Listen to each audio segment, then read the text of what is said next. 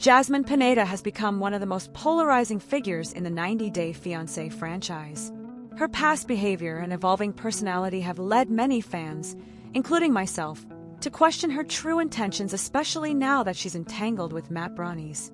I first discovered Jasmine in 2021 when she appeared in 90-Day Fiancé, before the 90 Days Season 5 alongside Gino Palazzolo. Despite spotting a few red flags early on, I was genuinely drawn to her charisma and believed she had authentic feelings for Gino. Jasmine stood out that year for her emotional vulnerability and engaging presence, both on the show and on social media. However, things took a turn. Over time, Jasmine's personality underwent a dramatic shift.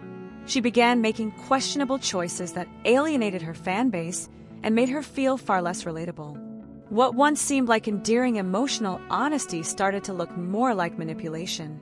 She shared overly intimate details about her relationship with Gino, including topics best kept private, and even showcased a foot fetish on national television, an act that many fans found distasteful and inappropriate. Her behavior during the tell-all specials only deepened concerns.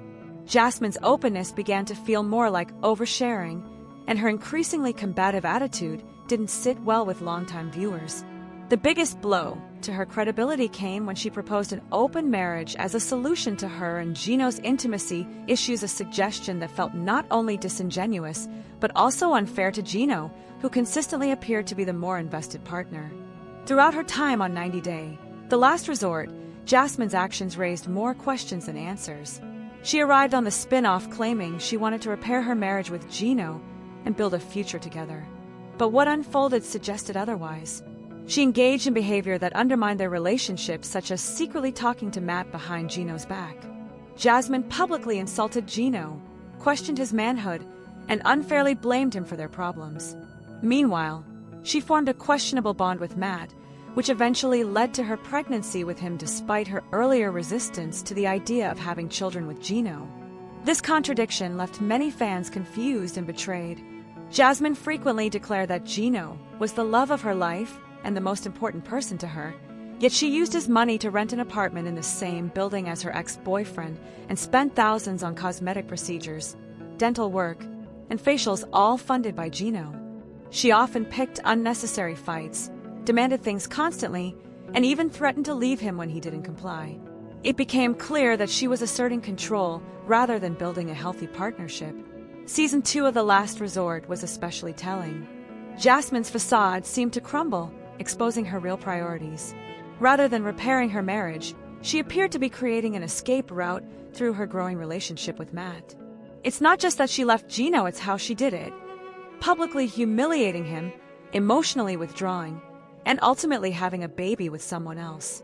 Jasmine's behavior since her split from Gino has only further muddied the waters. On social media, she continues to send mixed messages. She frequently posts affectionate and romantic photos with Matt kissing him, holding hands, and calling him her rock while simultaneously insisting they are not in a romantic relationship.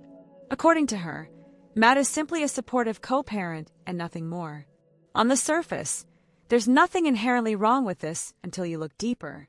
The inconsistency between her words and actions makes it hard for fans to trust her.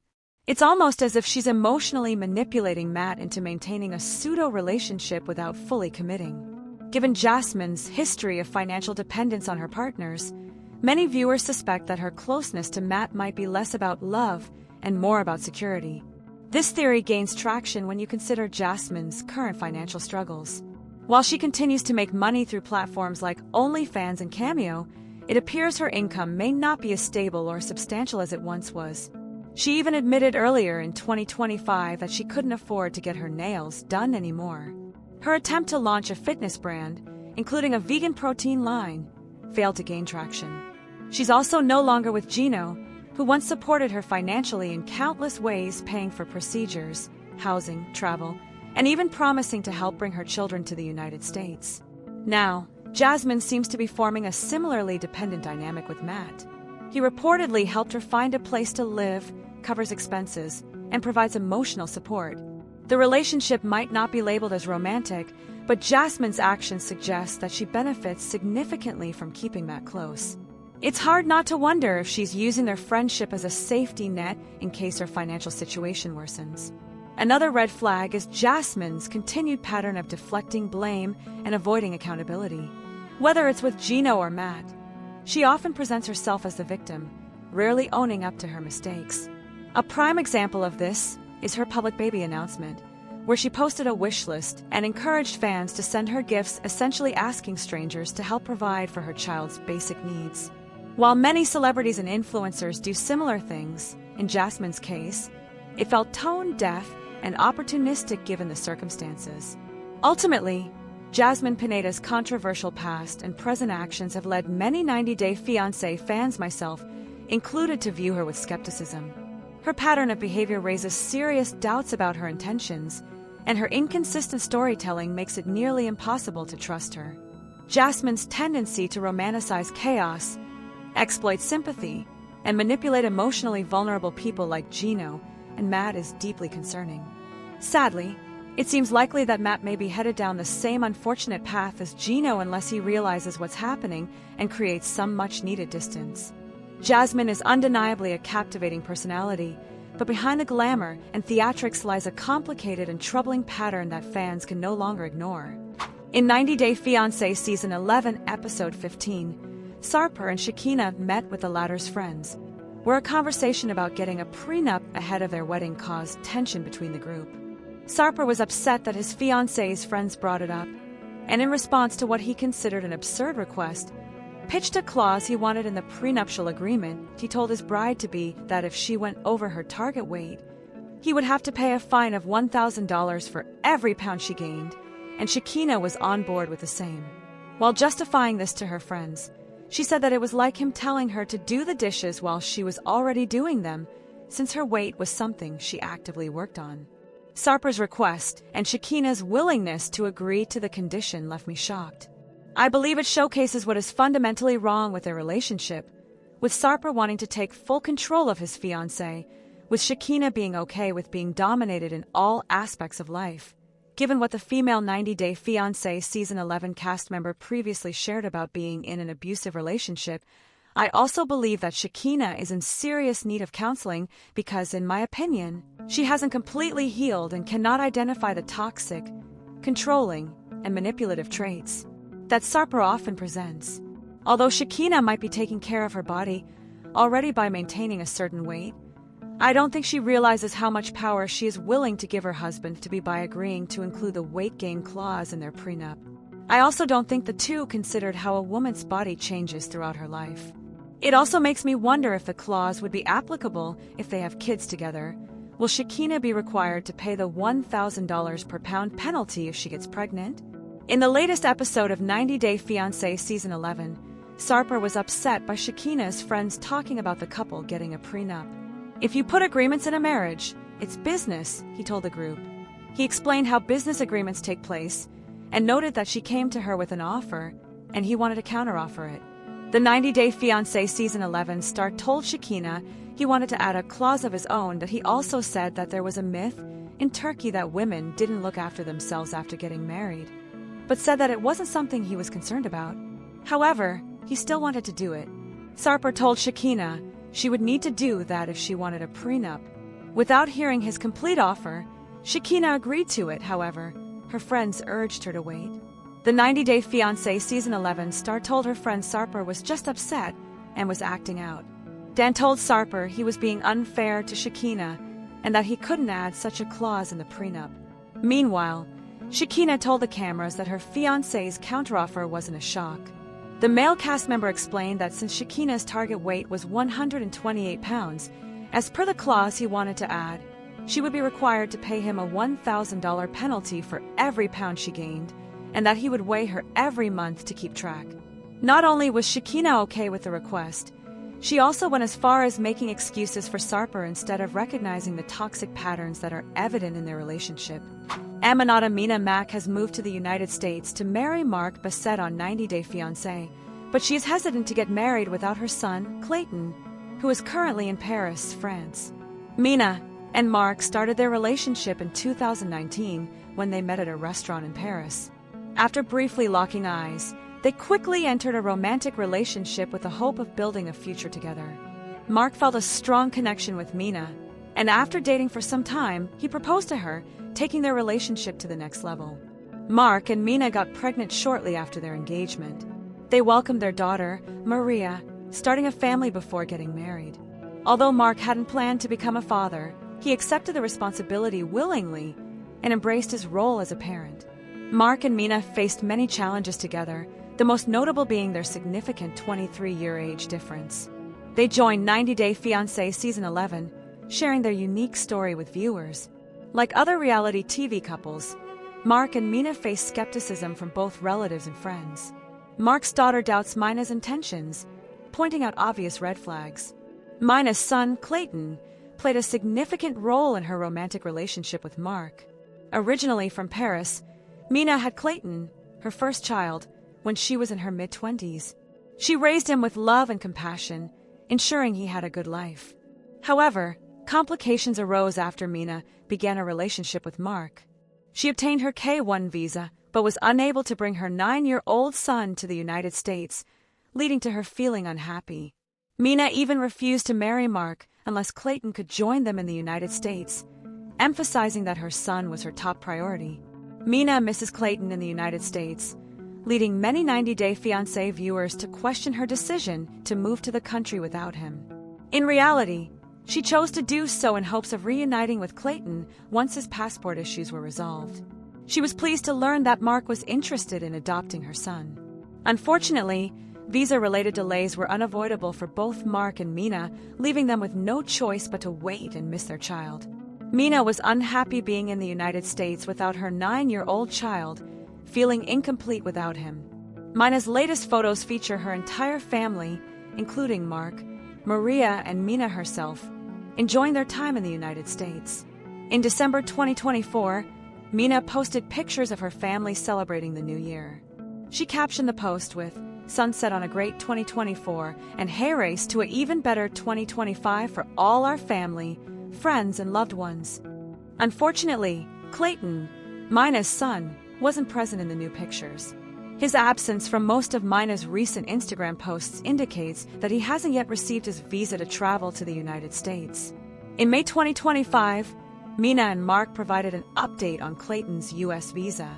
Mark stated, "The work to get Clayton to the USA is coming together," expressing hope that Clayton will soon be reunited with him, Mina, and Maria. Mark also explained Clayton's current living situation in Paris, mentioning that he is being taken care of by Mina's sister and cousins. Mark is looking forward to officially adopting Mina's son. He mentioned to 90 Day Fiancé viewers that he will begin the adoption process once Clayton arrives in the United States. New information about 90 Day Fiancé couple Angela Deem and Michael Ilisama's story so far has been uncovered, which fans did not get to see on the show at all. Angela is from Georgia and began a relationship with Nigerian man Michael after meeting him online. Angela didn't hesitate while voicing her opinions about Michael on camera. She thought Michael was after her money and wanted a green card. Michael's visa to come to America was finally approved in December 2023. However, just 2 weeks later, Michael disappeared from Angela's house and now lives in Texas. So far, viewers believe that Angela was funding Michael's life in Nigeria, considering Shed made him quit his job out of her insecurities. However, bloggers such as Mary Pants have been reporting that it may have been the other way around. As per the blogger, Michael sent Angela over $200,000. Michael's lawyer filed a motion to dismiss Angela's annulment petition. Among the many jaw-dropping admissions in it, the motion included a paragraph that reveals the amount of money Michael had seemingly been sending Angela during their relationship between 2018 and 2023. Respondent wired petitioner over $235,425 to help her when she added. As per the screenshot shared, Angela allegedly asked Michael to put the money into an account so they could have the money until Michael could get a driver's license and a job. Shockingly, it appears that in her response, Angela admitted that Michael sent her $100,000 and then $200,000 throughout their relationship. The motion and exhibits reveal even more disturbing details, including Angela's alleged use of a taser, the blogger wrote in their caption. When Angela and Michael began dating, Angela was suspicious from the start. She believed he might be scamming her since he had messaged her out of the blue. She often acted as though she was superior to Michael because she was from America, and this attitude showed in how she treated him throughout their relationship. Angela had even accused Michael of stealing from her. She claimed she had left him her bank card while visiting Nigeria and returned to the U.S. to find only $1 left in her account. Michael firmly denied the accusation, insisting he wasn't a gold digger. Meanwhile, Angela was afraid that Michael would cheat on her again after he admitted to being unfaithful with a local woman.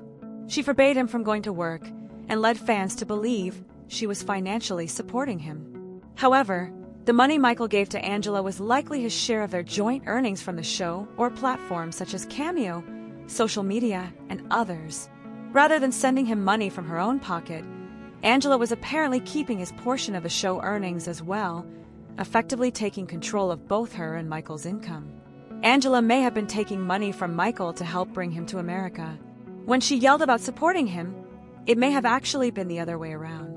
Angela seemingly told Michael he needed to pay for his own visa, which could explain why she was upset about him having a piggy bank account. Angela may have expected him to be fully transparent about finances, especially since his income was going to her. Eventually, 90 Day Fiancé's Michael had to start a GoFundMe to cover legal fees after Angela threatened him with annulment. Jasmine Pineda recently passed out in a video, sparking concern among fans of 90 Day, The Last Resort. She had experienced intimacy issues in her relationship with Gino Palazzolo. Seeking to address these issues, Jasmine joined 90 Day, The Last Resort Season 2 and urged Gino to explore an open marriage, believing that it would help repair their relationship. Shortly after, Jasmine became pregnant with Matt Bronny's child. When she announced her pregnancy on Instagram, she received a mixed response from fans. In March 2025, Jasmine gave birth to her daughter, Maddie. Jasmine, a single mother, has been working diligently to provide for her family. She continues to engage with her followers, encouraging them to purchase her Cameo. Recently, Jasmine posted a video of herself pretending to pass out while holding her baby. The video seemed to show her almost collapsing, but it was revealed to be a prank that ended with her dancing in front of the camera. Though Jasmine meant the video as a joke, many fans didn't find it amusing, and some even threatened to unfollow her. For Eva Buttercup commented, "My anxiety kept saying, put the baby down." The criticism of Jasmine's prank video suggests that not every joke is well received. It is fair to say that she crossed the line by pretending to pass out and implying that she might drop her baby on the floor. Jasmine likely did it for the likes and views she received on her post. Jasmine received over 4,000 likes on her post, indicating that many social media users enjoyed her video. However, she also received dozens of comments advising her that it wasn't a good idea. Some even pointed out that it was just a TikTok trend. The negative comments on Jasmine's post suggest that she's gradually losing connection with the audience she has cultivated over the years. Jasmine's challenge in connecting with her followers may be the reason why fans are less interested in buying her cameos. A few months ago, Jasmine was one of the top 10 cameo creators on the platform. However, she has since fallen to the 58th position, indicating that fans aren't ordering her personalized videos as frequently. Perhaps this lack of engagement is why Jasmine shared the prank video in an attempt to attract new fans and increase her views. Jasmine is in a difficult situation, particularly because she is living as a single mother in a foreign country and hasn't been able to secure U.S. visas for her sons yet. She's eager to earn more money and wants to save as much as possible to achieve her American dream. It would be wiser for Jasmine to share genuine, relatable content with her fans, showcasing the authentic side of her motherhood. Pretending that her child is in danger to prank 90 Day, The Last Resort fans isn't the best strategy for Jasmine to gain support. As Julia Trubkina from 90 Day, The Last Resort continues to talk about her loved one's death on social media, her updates seem to be sparking concerns among her fans. Julia was first seen in 90 Day Fiancé Season 8 with Brandon Gibbs back in 2020 after she moved to Virginia from Russia. Julia detested living on Brandon's farm, but she also found her true calling there. Julia has made a career out of her love for dogs. Julia was told by a doctor that she would never have a baby, and she started calling herself a dog mom. Julia is slowly coping with the loss of her pet dog as she gets back to work amid financial issues. but her recent caption has worried some of her followers. Julia shared a post showcasing her wearing a colorful maxi dress. Julia posed in a part in her multicolored dress and provided fans with 3 different pictures of herself. She asked them to choose 1 out of the 3 in the caption. However, the caption also included an honest admission from Julia about her mental health. She wrote, "I need to come back to reality. Unfortunately, I have completely withdrawn into myself and my thoughts." Concerned fans like Lucilda Ram reached out to her with comments like, "Hope you are doing good and sorry about your dog." The fan also asked Julia how her family and her mom were doing. Julia did not respond to the fans' inquiry about her own health and well-being.